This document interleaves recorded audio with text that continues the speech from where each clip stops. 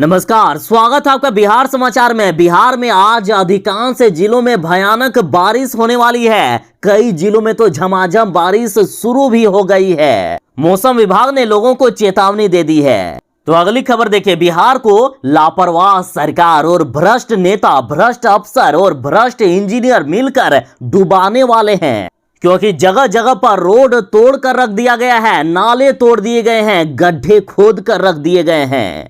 अगली खबर देखिए, बिहार में आपदा का समय आ गया है और सरकार ने घोषणा कर दी है कि बाढ़ के समय पशुपालकों को प्रति पशु के लिए 70 रुपए और 6 किलो अनाज मिलेगा। साथ ही पशु की मृत्यु होने पर 30,000 रुपया एक पशु के लिए मिलेगा। तो वहीं मछुआरों को भी पैसे मिलेंगे। बिहार में भ्रष्ट इंजीनियर और भ्रष्ट अफसर लोगों के कारनामे देखिए, ऐसे रोड अब बना रहे हैं कि अब रोड भी ब्लास्ट हो जाने लगा है। तो आज की बड़ी और गर्मागर्म खबरों पर बात करने से पहले आपसे अनुरोध है, कृपया वीडियो को एक प्यारा सा लाइक अवश्य कर दीजिएगा। आपका लाइक करना ही हमारी मेहनत का फल होता है। बिहार में बारिश की शुरुआत हो गई है। कई जिलों में बारिश हो रही है। साथ ही अगले 48 घंटों तक बिहार के कई जिलों में खतरनाक बारिश को लेकर चेतावनी दी गई है। और बात करें मौसम विभाग की, तो मौसम विभाग भी पगला गया है। मौसम विभाग अब ठीक से अनुमान तक नहीं लगा पा रहा है। कभी मौसम विभाग का यह बयान आता है कि 11 से 13 जून के बीच बिहार में मानसून आ सकता है, तो कभी ये कहा जाता है कि 14 जून को बिहार में मानसून आने वाला है।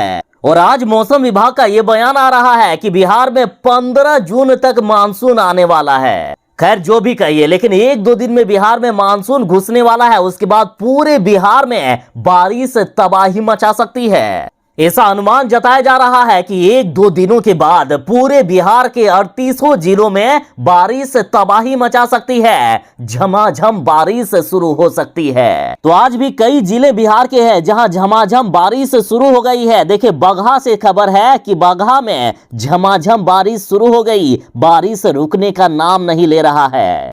आसमान में बादल देखकर यह प्रतीत हो रहा है कि बारिश अब लंबे समय तक चलेगी। साथ ही मौसम विभाग के अनुसार बिहार के इन 24 जिलों में आज बारिश होने की संभावना है। और ये जिले हैं बिहार के पूर्वी चंपारण, पश्चिमी चंपारण, शिवहर, सीतामढ़ी, गोपालगंज, सुपौल, सारण, सिवान, वैशाली, मुजफ्फरपुर, समस्तीपुर, मधुबनी, दरभंगा, अररिया, किशनगंज, कटिहार, पूर्णिया, सहरसा, मधेपुरा, खगड़िया, भागलपुर, मुंगेर, जमुई और बांका। इन जिलों के लोग जरा सावधान रहें, क्योंकि वज्रपात और तेज आंधी तूफान को लेकर भी लोगों को चेतावनी दी गई है। बिहार में अब बाढ़ आने वाला है। बिहार में बस मानसून घुसने ही वाला है, लेकिन बिहार में भ्रष्ट अफसर लोग जगह जगह पर मौत के गड्ढे खोदकर रख दिए हैं। बिहार में भ्रष्ट इंजीनियर लोग और अफसर लोग कभी भी नहीं सुधरने वाले हैं। सड़कें बनाने के लिए 1 साल में 25 बार आदेश दिया गया, लेकिन अब तक बिहार की तस्वीर नहीं सुधरी है। इस बार मानसून में भारी बारिश के कारण भले ही प्रकृति उतना परेशान करे या ना करे, लेकिन ये सरकार लोगों को तबाह करके रख देगी। अब बिहार में जो गड्ढे खोद कर रख दिए गए हैं, सड़कें तोड़ कर रख दी गई है, ये बनने वाला नहीं है। अब 1-2 दिन में मानसून आ रहा है। आखिर 1-2 दिन में ये सरकार क्या उखाड़ लेगी? जो पिछले 1 साल से जो सरकार सोई है, कुछ नहीं कर पाई है ये निकम्मी सरकार, वो 1-2 दिन में थोड़े ना चमत्कार कर लेगी। देखिए, बिहार के बजट में तो बिहार के विकास के लिए और जो काम करने हैं उसके लिए पैसे आवंटन होते हैं, लेकिन बिहार के भ्रष्ट नेता और अफसरों के इतने बड़े बड़े पेट हो गए हैं कि सारा पैसा ये लोग खुद ही खा जाते हैं, फिर भी इनका पेट नहीं भरता है। बिहार की अन्य जिलों की तो और भी हालात खराब है। और अगर राजधानी पटना की बात करें तो देखिए, पटना में सड़क बनने के लिए 1 साल में 25 आदेश जारी हुआ, लेकिन पैसा नहीं दिया गया, ऐसा ये लोग कह रहे हैं। अब बारिश में अपने रिस्क पर ही घर से निकले, सरकार अब कुछ नहीं करने वाली है। जरा देखिए, पटना के सड़कों का क्या हाल करके रख दिया गया है। जगह जगह पर गड्ढे खोद दिए गए, जो कम मुसीबत थी उसको भी बढ़ा दिया गया। देखिए कितनी खराब स्थिति बनाकर रख दी गई है। बाढ़ के पानी में या बरसात का जब पानी इसमें घुसेगा और सड़क और गड्ढे जब एक समान नजर आएंगे, मान लीजिए कोई व्यक्ति इस क्षण में चला जाए तो उसकी क्या हालत होगी? कभी वो बच पाएगा? मतलब दूसरी भाषा में कहें तो बिहार के सड़कों पर गड्ढे नहीं बल्कि मौत का जाल बिछा दी है इस सरकार ने। तो ये मछुआ टोली की ये तस्वीर देखिए, किस तरह से गड्ढों को भी खोदकर, सड़क को खोदकर रख दिया गया है। और इधर बिहार के डिप्टी सीएम ने 3 महीने में 5 बार नई गाइडलाइन जारी की, फिर भी सारा फेल हो गया, कोई काम तक नहीं हुआ। अब समझ में नहीं आता है कि आखिर नौटंकी चल रही है या क्या चल रही है। देखिए, खबर है कि विभिन्न विभागों के मंत्री व एजेंसियों के अफसरों की 10 बैठकें आयोजित हुई है इन 2.5 महीनों के अंतर में, फिर भी इन गड्ढों को नहीं भरा जा सका। अब आप ही तय कीजिए कि आखिर कौन जिम्मेदार है। एक तरफ जहां डिप्टी सीएम ये कह रहे हैं कि पथ निर्माण मंत्री को हमने सड़कों का काम सौंप दिया, तो इधर पथ निर्माण मंत्री नितिन नवीन कह रहे हैं कि लेकिन पैसा बहुत कम मिला तो हम कहां से काम करवाएंगे। कहा जा रहा है कि 263 किलोमीटर लंबी सड़क के निर्माण के लिए 450 करोड़ की जरूरत है, लेकिन सिर्फ 52 करोड़ रुपए मिले तो कैसे काम होगा। मतलब बीच में जनता ही मरेगी, जनता ही पिसेगी। ये लोग तो किसी तरह से एक दूसरे को आरोप लगाकर निकल लेंगे। बिहार में अब बाढ़ का समय आ गया है, यानी आपदा का समय आ गया है, और गाय और भैंस या अन्य जानवर को लेकर बड़ी दिक्कत होती है आपदा में। तो सरकार एक तरफ जहां चारा दे रही है, साथ ही प्रतिदिन रुपए दे रहे हैं, उसके साथ ही यदि गाय भैंस या अन्य जानवर की मृत्यु हो जाती है तो सरकार उसके लिए मुआवजा भी देगी। साथ ही मछुआरों को भी पैसे मिलेंगे। यदि उनके नाव में किसी प्रकार की दिक्कत हो जाती है या उनका जाल फट जाता है तो उनको भी सरकार पैसे देगी। तो सबसे पहले पशु चारा की बात कर लेते हैं, या पशुओं की जो देखभाल के लिए सरकार पैसे कितने देगी इसका बात कर लेते हैं। तो देखिए, यदि आप बड़े जानवर रखे हो जैसे गाय भैंस घोड़ा, यदि कोई भी बड़ा जानवर यदि आपके पास है तो सरकार प्रतिदिन 70 रुपए देगी ताकि आप उसका देखभाल कर सको। उसके साथ ही प्रत्येक जानवर के लिए 6 किलोग्राम अनाज मिलेगा ताकि कोई भी जानवर भूखे ना मरे। उसके साथ ही यदि आप छोटे जानवर रखे हो जैसे बकरी भेड़ आदि छोटे जानवर, तो प्रतिदिन के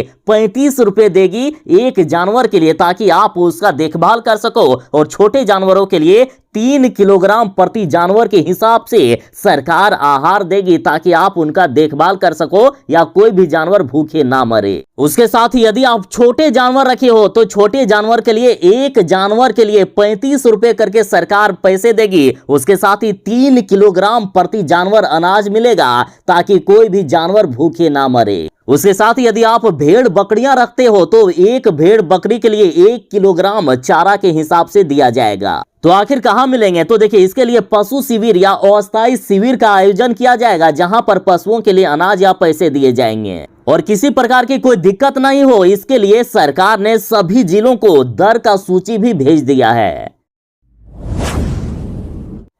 कुछ दिनों के बाद बिहार में आपदा का समय आ रहा है, यानी बाढ़ के समय यदि पशुओं की मृत्यु हो जाती है तो एक एक पशु के लिए 30-30 हजार रुपए तक का मुआवजा सरकार देगी। चलिए आपको विस्तार से बता देता हूं कि आखिर किस पशु की मृत्यु के लिए आपको कितने पैसे का मुआवजा मिलेगा। देखिए, वैसे तो किसी भी पशु की मृत्यु ना हो हम ऐसी कामना करते हैं, लेकिन आपको जानकारी देने के लिए सिर्फ बता देते हैं कि मान लीजिए यदि बड़े जानवर जिसमें से दूध देने वाले पशु जैसे गाय भैंस ऊंट याक मिथुन आदि की मृत्यु हो जाती है तो एक पशु के लिए 30 हजार रुपए तक मिलेंगे।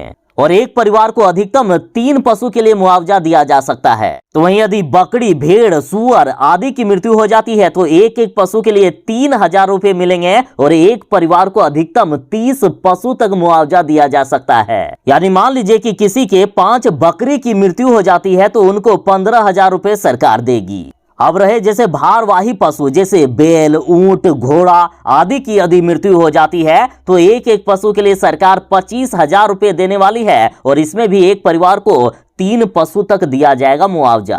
तो वहीं यदि बछड़ा खच्चर गधा टट्टू आदि की मृत्यु हो जाती है तो एक एक पशु के लिए 16 हजार रुपए दिए जाएंगे और अधिकतम 6 पशु तक एक परिवार को दिया जाएगा। तो वहीं यदि पोल्ट्री यानी मुर्गी की या मुर्गा की मृत्यु हो जाती है तो एक एक मुर्गी या मुर्गा के लिए 50 रुपए मिलेंगे, अधिकतम 5 हजार रुपया तक दिया जा सकता है। और इसके लिए आपको पशुपालक द्वारा निकटतम पशु चिकित्सा पदाधिकारी को सूचना देनी होगी।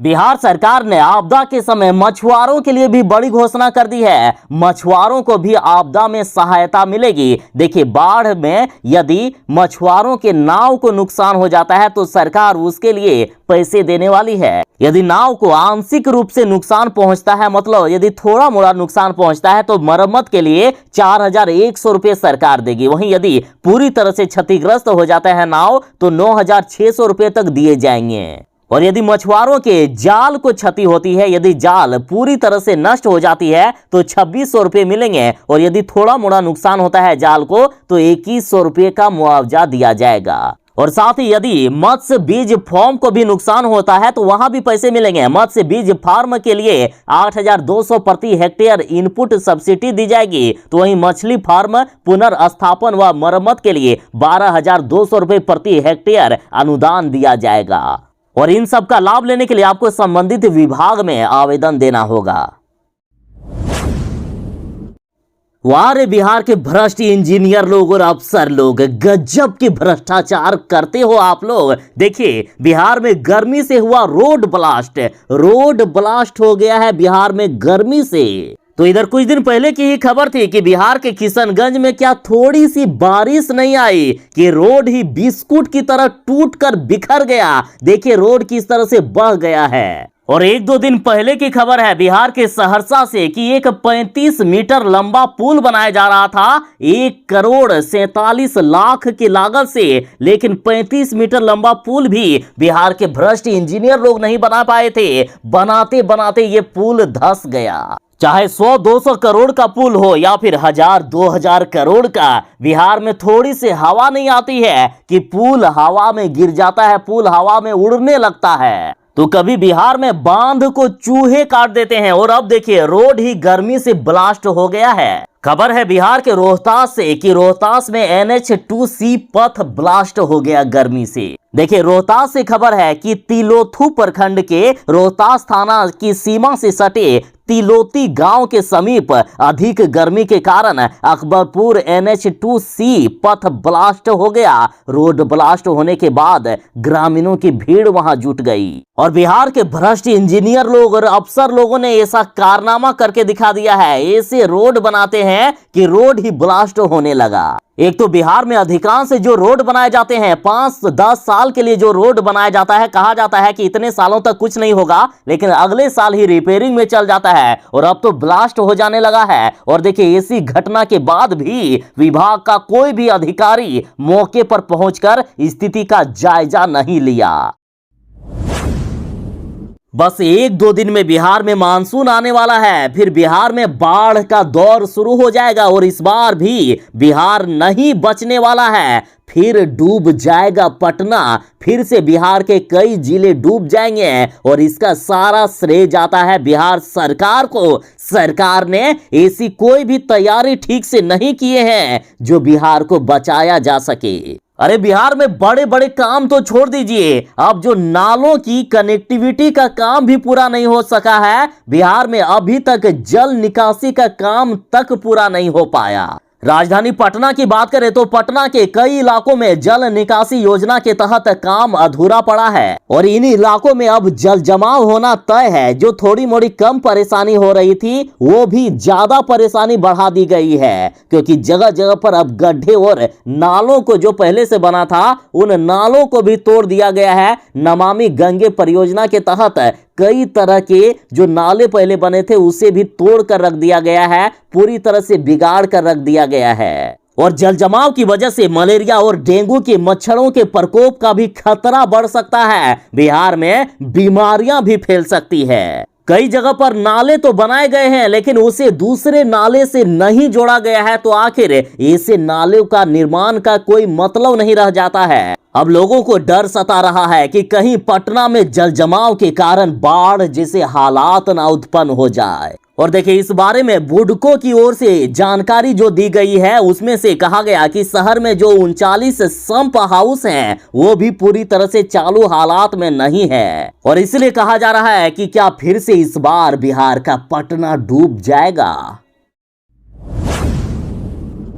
राष्ट्रपति का चुनाव होने वाला है। राष्ट्रपति चुनाव के लिए तारीखों का ऐलान हो गया है। और इधर बात करें बिहार से तो मुख्यमंत्री नीतीश कुमार जी अपने मुख्यमंत्री के पद को छोड़ना नहीं चाहते हैं। वे बिहार से राष्ट्रपति बनने के लिए नहीं जाना चाहते हैं। अब जाहिर सी बात है, मुख्यमंत्री नीतीश कुमार जी बिहार में इतने सालों से मुख्यमंत्री हैं और आगे भी खतरा नहीं दिख रहा है, तो आखिर वे अपने पैर पर क्यों कुल्हाड़ी मारेंगे, क्यों वे रिस्क लेंगे। मान लीजिए राष्ट्रपति पद के लिए जाते हैं, इधर बिहार में मुख्यमंत्री का पद छोड़ देते हैं और उधर राष्ट्रपति का पद में भी अगर जीत नहीं पाते हैं तो ना ही घर के रहेंगे और ना ही घाट के। और अब तो जदयू के राष्ट्रीय अध्यक्ष ललन सिंह ने भी कह दिया है कि मुख्यमंत्री नीतीश कुमार जी राष्ट्रपति नहीं बनेंगे। लेकिन इधर बिहार में माहौल कुछ और ही है। खुद बीजेपी वाले, जदयू, जीतन राम मांझी की पार्टी वीआईपी और अब तो राजद भी ये चाह रहे हैं कि मुख्यमंत्री नीतीश कुमार जी कब अपनी गद्दी को छोड़ेंगे और वे राष्ट्रपति पद के लिए जाएंगे,